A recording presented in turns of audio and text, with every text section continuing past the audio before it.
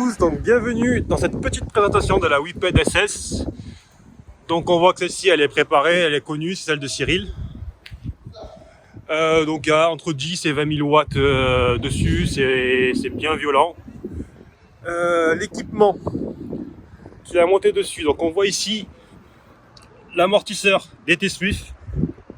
Ça permet de rehausser un peu le deck de la trotte au niveau du sol. Mais surtout, en confort et tenue de route, c'est autre chose. L'amortisseur de direction de l'autre côté, pour moi, c'est une pièce indispensable sur cette trotte également. Cette partie-là permet de rigidifier un peu plus la colonne. Un petit réhausseur made in Fast Ride pour le cintre et le cintre Spank. Avec également des commodos spécifiques, enfin spéciaux qu'il a changé lui. Le truc également impressionnant sur cette trotte, c'est ces freins-là. Là. Je vous montre l'étrier arrière. Ouais, merci. Les étriers avant-arrière, donc l'avant aussi. Des Cura 4, ça freine très fort. On va dire là, ça va, c'est en rapport avec l'accélération de la trotte. Les pneus sont très larges, j'ai des grandes mains. Regardez mes mains, ça fait main de nain à côté. Pourtant, je vous assure, j'ai des grandes mains. Alors, pour avoir... écoute, bon, c'est vrai que celle-ci est modifiée avec l'amortisseur de direction, la suspension, enfin l'amortisseur à l'avant. Et il y en a qui parlaient de problèmes de tenue de route. Alors, effectivement, il faut s'habituer un peu. Bon, je suis pas un pro. Bon, après, c'est pas la mienne. Je vais pas rouler fort non plus. Mais, je vais dire, pour rouler en ville, slalomer entre les voitures et tourner, accélérer, il n'y a pas de souci. Le seul truc qu'il y a, c'est qu'en fait, comme c'était les SSR, on a encore les, entre guillemets, anciens contrôleurs. Là, il a commandé les nouveaux, donc on a le côté un peu on-off encore. Et le couple qui arrive assez... c'est assez brutal au démarrage. Mais ça c'est changé sur les versions SST, voire SSF pour ceux qui veulent faire l'upgrade. L'upgrade, pardon. Donc, ce que je pourrais rajouter dessus, moi je kiffe. Après, c'est vrai qu'elle est assez lourde, 52 kg. 52 kg, mais c'est du plaisir. Le mec n'a pas besoin de porter la trotte, faut pas hésiter. Pour tourner, je vois pas où est le problème. Personnellement, je sais pas si c'est vraiment l'amortisseur de direction, la suspension qui te change tout, parce que j'ai pas essayé sans. Mais c'est quelque chose de vraiment... moi, je kiffe. Ça envoie, c'est confortable. C'est sportif. J'avoue qu'il faut vraiment être accroupi derrière son guidon. Freinage aussi, vu que c'est des étriers vachement balèzes, ça t'arrête, ça t'arrêterait un bus limite quoi. Et j'ai rien à dire de plus quoi. C'est vraiment, si vous aimez vraiment les beaux engins, et vous pouvez y aller. Hein. La puissance, là, elle est entre 10 et 20 000. Il faut voir à peu près. Bon, on va dire 15 000 à peu près pour la moyenne. Si vous commandez la version SST, vous serez à 30 000. Et après, il y a possibilité de faire plus. Et là, c'est déjà énorme. C'est-à-dire, tout ce qui existe là, vous le mettez derrière. Donc maintenant, je vais aller faire un petit tour. Et je vous dis à plus tard. Bon, désolé, j'ai eu un petit problème de son sur cette GoPro. J'avoue que ça m'emmerde carrément. Mais bon, on va essayer de faire avec. Dans tous les cas, j'ai quand même pu présenter la trotte en statique. Donc vous aurez les grandes lignes. Comme je disais, c'est une SSR. La puissance donnée est d'environ 1000 watts. Les contrôleurs diffèrent de la SST, qui permettent de sortir 30 000 watts. Et cette même SST peut, avec une petite prépa, ceux qui suivent les forums le savent, sortir plus de 50 000 watts. Et là, c'est encore un autre monde.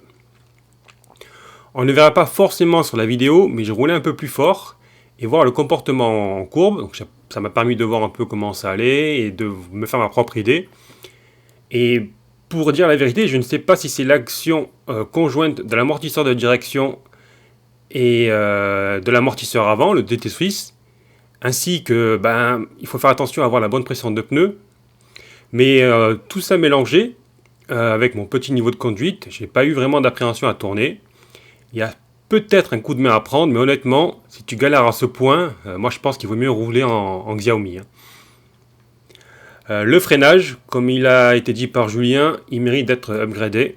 Et là, pour moi, avec les Cura 4 que Cyril a monté, c'est vraiment une tuerie. Le mordant, il est ouf, c'est bien au-dessus de MT5 pour ceux qui ont déjà essayé. C'est limite l'une des choses qui m'a le plus marqué lors de l'essai de cette trotte. On pourrait limite piler à des 2 roues à haute vitesse. Donc pareil, là je fais l'essai et donc on a vu un peu de tout quoi. Quand on parlait de qualité de construction, de matériaux, si on regarde les forums, YouTube, il y a à boire et à manger. Donc je vais vous donner mon point de vue, sachant que je ne suis pas salarié par une marque, je ne suis pas payé pour faire de la pub, je n'ai aucun intérêt commercial à vendre une trotte plutôt qu'une autre. Donc je serai totalement objectif. Alors pour faire simple, pour moi, d'un point de vue matériel, matériaux, c'est magnifique. Autant tu passes en Thunder, Curus, les gens ils ont pris l'habitude, ils te calculent pas trop. Là, quand je passais avec la Whippet dans la rue, c'était comme il y a 1 an ou 2, t'as l'air d'un ovni. Bon, déjà, c'est vrai que la trotte est balèze, mais elle en impose et c'est différent. Et quand on se rapproche, on voit qu'en plus d'être beau de loin, c'est aussi très beau de près. Alors oui, il y a cette histoire d'écrou qui n'est pas à fleur, et encore, on peut jouer pour l'ajuster. Mais tout ce qui est ajustement, qualité de perception des matériaux, ça fait vraiment passer nos trottes habituelles, je dis bien nos trottes habituelles pour déjouer. Et dire par exemple que Curus est une mini Whipped, je dis même pas au niveau, hein, mais une mini Whipped, pour moi c'est juste une insulte, car ça n'a aucun rapport, sauf si pour vous dire qu'une Clio 4, bah, c'est comparable à une mini Audi R8 ou une Audi R8. Il y a vraiment un gap de différence. Déjà que Curus, moi, par rapport à Dualtron, ça reste derrière. Là, c'est carrément autre chose. Donc, je tenais à clarifier ces points. Donc, rien n'est parfait, c'est sûr.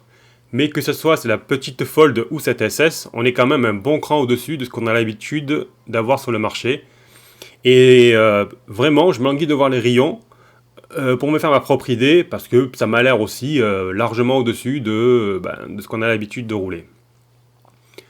Je vais maintenant vous parler des perfs. Donc au moment où je roule, j'avais déjà essayé la Fold dans la matinée. D'ailleurs la vidéo elle est dispo sur la chaîne, je vous invite à aller la voir. Cette petite Fold, elle m'a vraiment surpris, elle m'a retourné, et tellement que j'en ai commandé une. Et pour cette SS, c'est encore autre chose. Donc on peut rouler à 30, 40, 50 tranquillement, en mode balade. Mais les amis, quand on appuie, bah, c'est de la téléportation. Il y a vraiment un couple de malades. Et avec la puissance, ah oui, ça change vraiment de tout ce que vous pouvez connaître jusqu'à présent.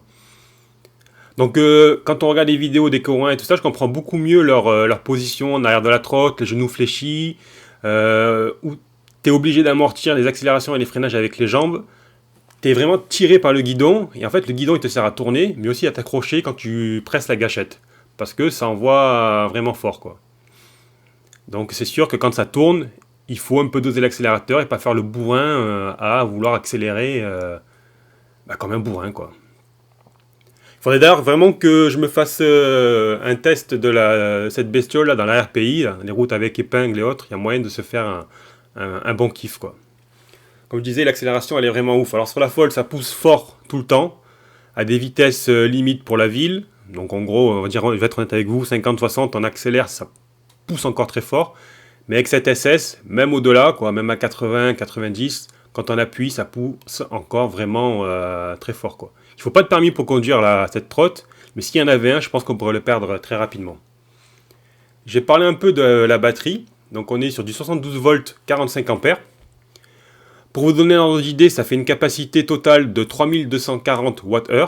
Donc ça vous parle peut-être pas trop, mais pour comparer, une Thunder à 2100 watts, donc c'est à peu près 50% en dessous. Et la DTX, c'est une grosse batterie à 3120 Wh. Donc c'est quasiment la même chose, c'est juste la DTX c'est même encore un petit poil en dessous de la Whipped.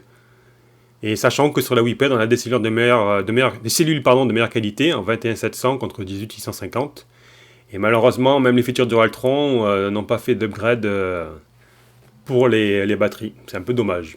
Il y a Curus qui propose des 21700, donc des accus de bonne qualité. Mais malheureusement, pour cette marque, ils ont copié des moteurs et des contrôleurs de Dualtron sortis en 2018. Donc en gros, eux ils sortent une trotte en 2020 avec des composants de 2018. C'est un peu dommage quoi, ça, surtout vu le prix. Bref. Maintenant je vais parler un peu des points négatifs. Le premier point, ce serait le poids. Elle fait 52 kg. Donc c'est compliqué à porter, même si ça aide à la stabilité, et c'est justifié par la qualité des matériaux, la taille et la capacité de la batterie. Si on doit la porter, c'est vrai que c'est chiant, mais dans le cas contraire, si on a un pavillon, rez-de-chaussée, un ascenseur ou autre, il n'y a pas de problème, et les 6500 si les 6500 € nous font pas peur, vous pouvez y aller. Donc j'en arrive au second point négatif, et encore il faut relativiser les choses. Le prix, pour une trottinette, c'est cher. Vraiment très cher, 6500 balles, c'est vraiment une grosse somme. Après, si on regarde par rapport au marché, 6500 € dans une Whipped, pour moi, c'est moins con que de mettre 4500 € dans une Storm, ou pire, 3600 € dans une Curus NF11, la Panthère, là, qui vient de sortir. Alors que certains, je sais qu'ils ne sont pas d'accord avec moi, pour diverses raisons. Il y a le côté affectif qu'on a pour notre hôte, notamment du Altron, qui est présent en France depuis des années. J'en ai une aussi, et c'est oui, je l'apprécie, elle est bien, je me régale encore aujourd'hui avec. Et le côté marketing, personnellement, je peux vous certifier que je fais une review, et non pas une promotion ou une pub entre parenthèses masquée, payée par un magasin ou une marque. Croyez-moi, sans entrer dans les détails, c'est vraiment un monde de requin, le monde de la trotte. Donc là, j'aimerais vraiment voir une Rion, c'est une philosophie différentes, peut-être pas toujours adaptées à mes besoins, à nos routes, mais en seconde trotte, ça pourrait être cool. Il faudra qu'il fasse fort, car maintenant avec cette SS et la Fold, j'avoue que Whipped roule littéralement sur ce qu'on avait l'habitude de rouler, justement. Donc j'avais terminé pour ce monologue, dommage pour le son de ma GoPro.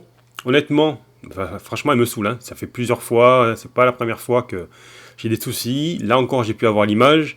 Mais des fois, tu vas faire ton petit rush de 5-10 minutes, tu vois que t'as rien enregistré. Ça me gonfle, quoi. Là, je vous invite à liker la vidéo. Ça va nous aider grandement à grandir la communauté, la chaîne. Et ça va augmenter le référencement. Je vous invite ainsi qu'à partager et à vous abonner. En attendant, je vous souhaite une bonne journée et je vous dis à bientôt. Allez, ciao, ciao.